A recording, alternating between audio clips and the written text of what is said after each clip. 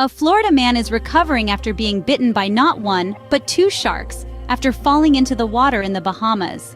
Today, Marlon Wakeman, the man at the center of this harrowing tale, is sharing his terrifying yet inspirational story of survival against all odds with us. It was a moment of sheer terror.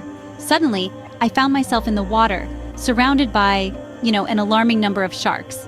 I knew immediately, stark clarity passing through my mind, that I had to get back in the boat or this situation was going to escalate into something really bad, recounted Wakeman, with a shiver resonating through his tone.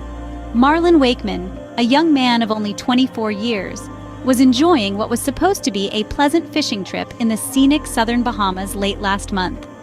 It was on this trip that the unthinkable happened. He slipped and fell into the swirling waters below.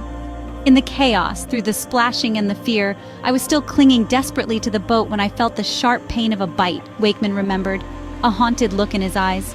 Wakeman, an experienced angler, was well aware that the waters in Clarencetown's renowned flying fish marina were infested with dozens of sharks. This place, with its shimmering turquoise waters, is known as a popular spot to clean freshly caught fish and discard scraps, attracting a myriad of marine life, including the dreaded sharks.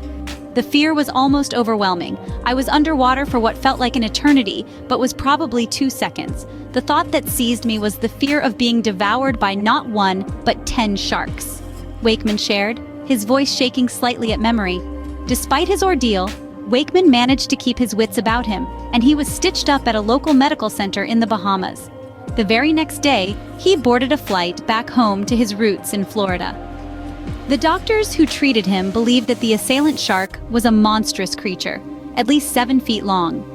His wound, a grim reminder of his brush with mortality, extends a foot long. It was a close call. The shark's teeth just missed a vital artery.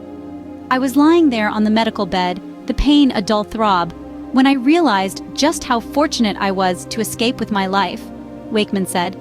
Even after such a near-death experience, he looks at the bright side of the situation. In the midst of the panic and the pain, I found gratitude, he added. It was a moment of realization, a moment of, thanking my guiding angels who I believe were watching over me that day. Now he's sharing his terrifying story of survival. Next second, I'm in the water with, a lot of sharks. I knew immediately I gotta get back in the boat or this is gonna be really bad, said Marlon Wakeman. Wildlife experts say if you do end up in the water, and there are sharks obviously, try to get out as quickly as possible. But experts also say to fight. Punch the shark in the nose since it is a sensitive area,